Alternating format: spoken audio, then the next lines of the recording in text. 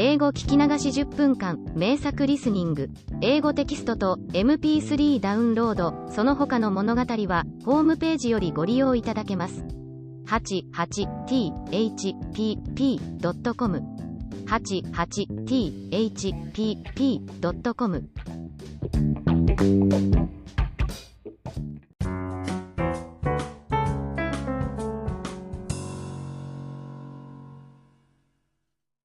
Little Snow White.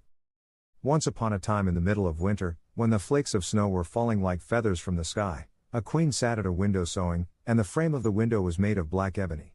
And whilst she was sewing and looking out of the window at the snow, she pricked her finger with the needle, and 3 drops of blood fell upon the snow. And the red looked pretty upon the white snow, and she thought to herself, would that I had a child as white as snow, as red as blood, and as black as the wood of the window frame. Soon after that she had a little daughter, who was as white as snow, and as red as blood, and her hair was as black as ebony, and she was therefore called Little Snow White. And when the child was born, the queen died. After a year had passed, the king took to himself another wife. She was a beautiful woman, but proud and haughty, and she could not bear that anyone else should surpass her in beauty. She had a wonderful looking glass, and when she stood in front of it and looked at herself in it, and said, looking glass, on the wall, who in this land is the fairest of all? The looking glass answered, thou, O queen, art the fairest of all. Then she was satisfied, for she knew that the looking glass spoke the truth. But Snow White was growing up, and grew more and more beautiful, and when she was 7 years old she was as beautiful as the day, and more beautiful than the queen herself. And once when the queen asked her looking glass, on the wall, who in this land is the fairest of all? It answered, thou art fairer than all who are here, Lady Queen. But more beautiful still is Snow White, as I ween. Then the queen was shocked, and turned yellow and green with envy. From that hour, whenever she looked at Snow White, her heart heaved in her breast, she hated the girl so much. And envy and pride grew higher and higher in her heart like a weed, so that she had no peace day or night. She called a huntsman, and said, take the child away into the forest, I will no longer have her in my sight. Kill her, and bring me back her heart as a token. The huntsman obeyed, and took her away, but when he had drawn his knife, and was about to pierce Snow White's innocent heart, she began to weep, and said, ah, dear huntsman, leave me my life. I will run away into the wild forest, and never come home again. And as she was so beautiful, the huntsman had pity on her and said, run away, then, you poor child. The wild beasts will soon have devoured you, thought he, and yet it seemed as if a stone had been rolled from his heart, since it was no longer needful for him to kill her. And as a young boar just then came running by, he stabbed it, and cut out its heart and took it to the queen as proof that the child was dead. The cook had to salt this, and the wicked queen ate it, and thought she had eaten the heart of Snow White. But now the poor child was all alone in the great forest, and so terrified that she looked at every leaf of every tree, and did not know what to do.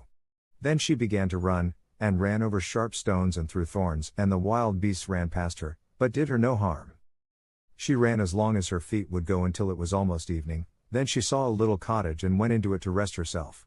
Everything in the cottage was small, but neater and cleaner than can be told.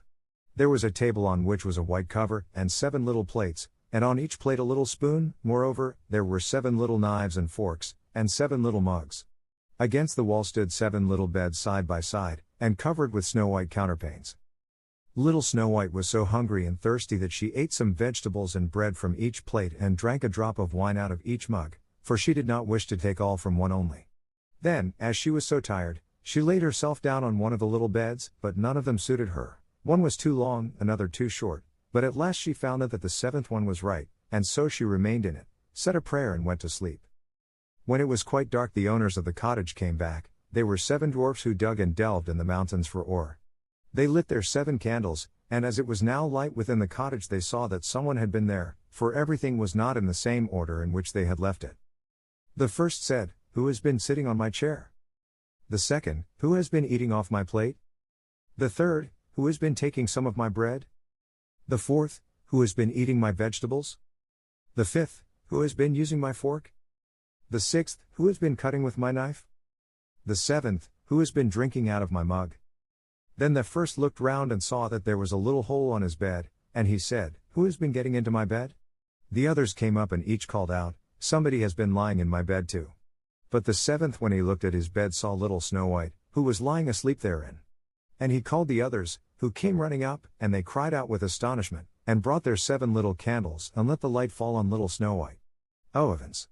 Oh Evans!" cried they, "what a lovely child!" And they were so glad that they did not wake her up, but let her sleep on in the bed. And the 7th dwarf slept with his companions, 1 hour with each, and so got through the night. When it was morning, little Snow White awoke, and was frightened when she saw the 7 dwarfs. But they were friendly and asked her what her name was. "My name is Snow White," she answered. "How have you come to our house?" said the dwarfs. Then she told them that her stepmother had wished to have her killed, but that the huntsman had spared her life, and that she had run for the whole day, until at last she had found their dwelling. The dwarfs said, "If you will take care of our house, cook, make the beds, wash, sew, and knit, and if you will keep everything neat and clean, you can stay with us and you shall want for nothing." "Yes," said Snow White, "with all my heart," and she stayed with them. She kept the house in order for them. In the mornings they went to the mountains and looked for copper and gold, in the evenings they came back, and then their supper had to be ready. The girl was alone the whole day, so the good dwarfs warned her and said, "Beware of your stepmother, she will soon know that you are here, be sure to let no one come in." But the queen, believing that she had eaten Snow White's heart, could not but think that she was again the first and most beautiful of all, and she went to her looking glass and said, looking glass, on the wall, who in this land is the fairest of all?" And the glass answered, "O Queen, thou art fairest of all I see. But over the hills, where the 7 dwarfs dwell, Snow White is still alive and well, and none is so fair as she." Then she was astounded, for she knew that the looking glass never spoke falsely, and she knew that the huntsman had betrayed her, and that little Snow White was still alive. And so she thought and thought again how she might kill her, for so long as she was not the fairest in the whole land, envy let her have no rest. And when she had at last thought of something to do, she painted her face, and dressed herself like an old peddler woman, and no one could have known her.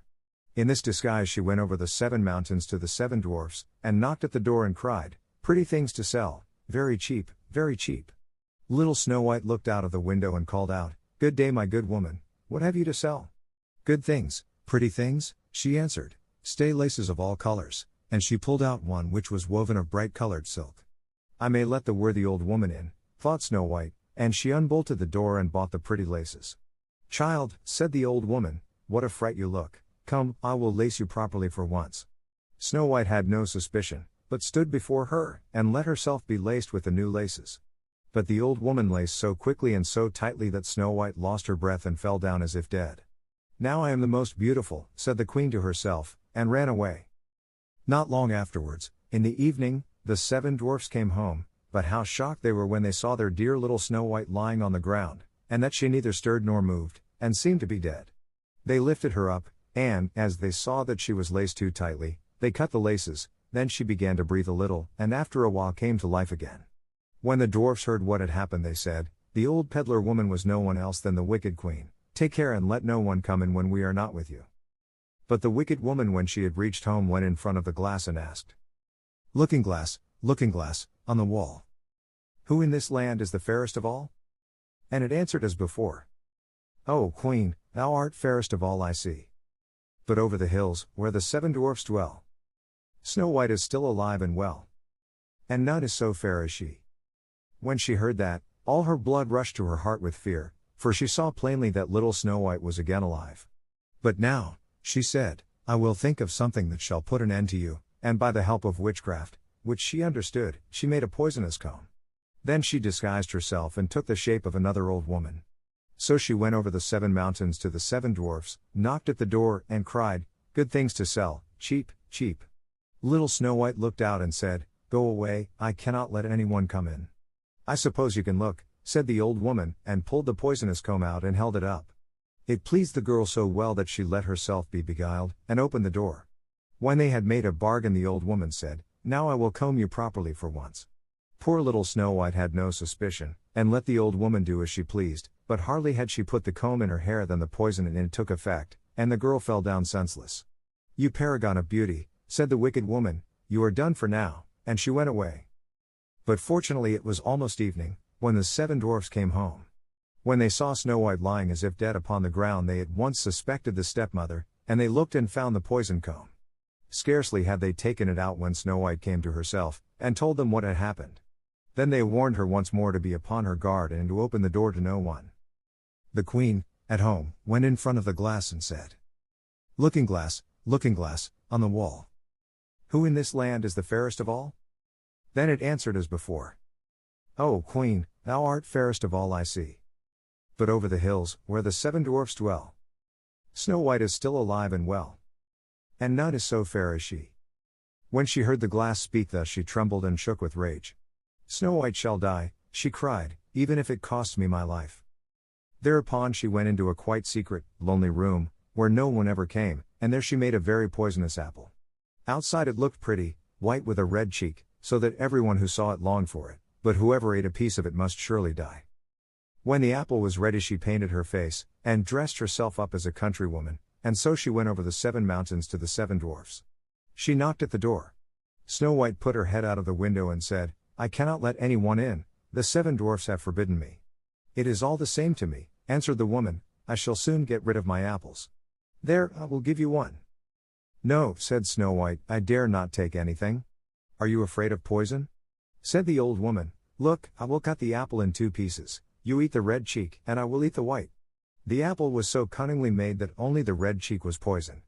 Snow White longed for the fine apple, and when she saw that the woman ate part of it, she could resist no longer, and stretched out her hand and took the poisonous half. But hardly had she a bit of it in her mouth than she fell down dead. Then the queen looked at her with a dreadful look, and laughed aloud and said, White as snow, red as blood, black as ebony wood. This time the dwarfs cannot wake you up again. And when she asked of the looking glass at home, looking glass, on the wall, who in this land is the fairest of all? It answered at last, O queen, in this land thou art fairest of all. Then her envious heart had rest, so far as an envious heart can have rest. The dwarfs, when they came home in the evening, found Snow White lying upon the ground. She breathed no longer and was dead. They lifted her up, looked to see whether they could find anything poisonous, unlaced her, combed her hair, washed her with water and wine, but it was all of no use, the poor child was dead, and remained dead. They laid her upon a bier, and all 7 of them sat round it and wept for her, and wept 3 days long. Then they were going to bury her, but she still looked as if she were living, and still had her pretty red cheeks. They said, we could not bury her in the dark ground, and they had a transparent coffin of glass made, so that she could be seen from all sides, and they laid her in it, and wrote her name upon it in golden letters, and that she was a king's daughter. Then they put the coffin out upon the mountain, and one of them always stayed by it and watched it. And birds came too, and wept for Snow White, first an owl, then a raven, and last a dove. And now Snow White lay a long, long time in the coffin, and she did not change, but looked as if she were asleep, for she was as white as snow, as red as blood, and her hair was as black as ebony. It happened, however, that a king's son came into the forest, and went to the dwarf's house to spend the night. He saw the coffin on the mountain, and the beautiful Snow White within it, and read what was written upon it in golden letters. Then he said to the dwarfs, Let me have the coffin, I will give you whatever you want for it. But the dwarfs answered, We will not part with it for all the gold in the world. Then he said, Let me have it as a gift, for I cannot live without seeing Snow White. I will honor and prize her as my dearest possession. As he spoke in this way, the good dwarfs took pity upon him, and gave him the coffin. And now the king's son had it carried away by his servants on their shoulders. And it happened that they stumbled over a tree stump, and with a shock the poisonous piece of apple which Snow White had bitten off came out of her throat. And before long she opened her eyes, lifted up the lid of the coffin, sat up, and was once more alive. Oh heavens, where am I? She cried. The king's son, full of joy, said, You are with me, and told her what had happened, and said, I love you more than everything in the world, come with me to my father's palace, you shall be my wife. And Snow White was willing, and went with him, and their wedding was held with great show and splendor. But Snow White's wicked stepmother was also bidden to the feast. When she had arrayed herself in beautiful clothes, she went before the looking glass, and said, Looking glass, on the wall, who in this land is the fairest of all? The glass answered, O queen, of all here the fairest art thou. But the young queen is fairer by far, as I trow. Then the wicked woman uttered a curse, and was so wretched, so utterly wretched, that she knew not what to do. At first she would not go to the wedding at all, but she had no peace, and must go to see the young queen. And when she went and she knew Snow White, and she stood still with rage and fear, and could not stir. But iron slippers had already been put upon the fire, and they were brought in with tongs, and set before her. Then she was forced to put on the red-hot shoes, and dance until she dropped down dead.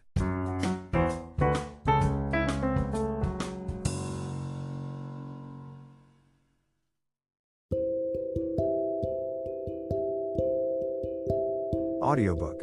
Living in Kyoto by Hidemi Woods. Now on sale in online stores. 44 available distributors. Apple, Google Play, Amazon Audible, or else.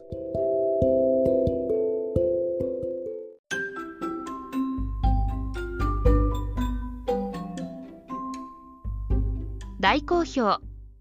ヒデミウッズがデザインしたとってもかわいいオリジナルグッズが手に入る。トートバッグ、缶バッジ、ステッカー、T シャツ、トレーナー、パーカー、文具、その他いろいろ、エリゼン .com で見てみてね。erizen.com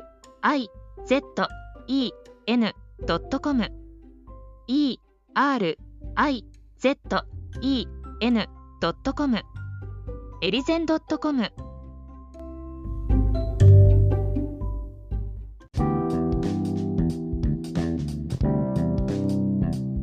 英語聞き流し10分間名作リスニング。英語テキストと MP3 ダウンロード、その他の物語はホームページよりご利用いただけます。